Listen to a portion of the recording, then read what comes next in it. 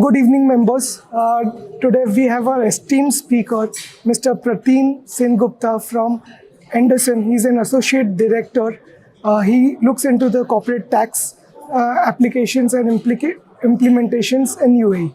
He's here going to help us understand and simplify the articles of corporate tax and going to cover various aspects of computation of taxes. Welcome, Mr. Prateem. Welcome. Pleasure to be here. Same here. Prateem, if you can just highlight why is corporate tax introduced in UAE? So, to put it plainly, and I think a lot of people know this, it's mainly external pressure. So, for the last 6-7 years, OECD, which is an organization of various nations, has been changing the global landscape. Correct. And they've been bringing a lot of measures across the world. And you have seen the effects in UAE already. Correct. Because of such work. UAE has brought in CBCR, has brought in VAT law, and now it is introducing corporate tax. Correct.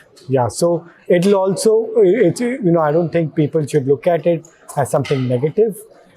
It will help UAE establish a fair tax practice across the region. Correct. And if you see neighboring countries, UAE will now introduce this, but only Bahrain is left behind. All other GCC nations have some sort of, most of them have some sort of corporate tax. Right. Thank you so much for the brief introduction on corporate tax.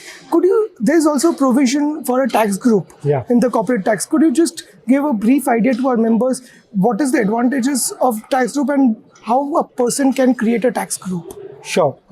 Now, tax group would be applicable to anyone who has, and would be advantageous to anyone who has multiple entities in UAE.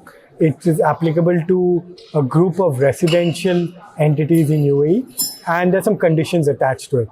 And why form? Because if you are a tax group, you have single compliances. You have to maintain a single consolidated financial, single tax payment, single tax return. So from an administrative point of view, it's, saves a lot of hassle. Correct. And I would say that anyone who has a large number of entities should think about whether to form a tax group or not in UAE. Correct.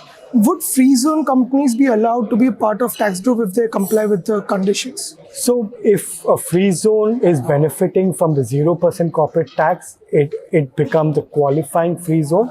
Such entities would not be cannot be part of a tax group. Tax group, one of the key conditions is that free zone entities cannot be part of that, are enjoying a 0%. Correct. Other than that, there's also shareholding condition, which is all the entities have to have a 95% common shareholding. Correct. It's basically for mainland entities.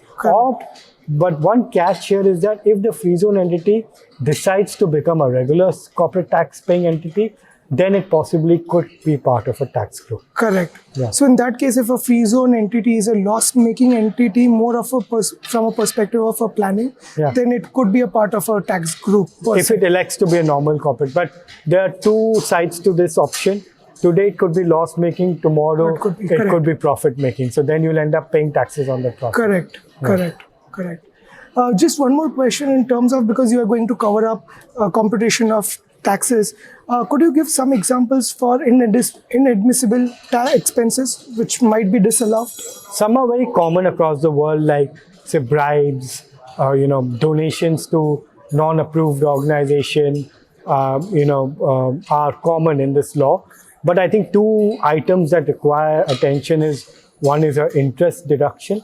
It is only allowed up to 30% of your accounting EBITDA. EBITDA is earnings before depreciation, interest, taxes, and amortization. Correct. So it's only, you can get deduction of interest only up to 30%.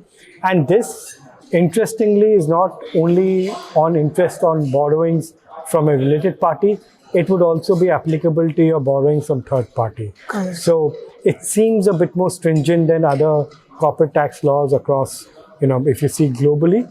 And I think corporations really have to now think about how to deal with this section.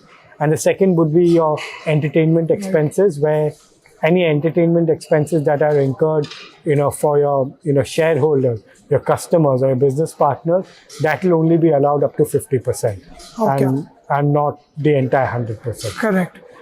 Thank you so much for giving that brief introduction to inadmissible expenses. So the people who are going to apply this corporate tax, they can have a highlight on it. Yeah. We really look forward for your session. Thank you so much Thank for you. joining. Thank you.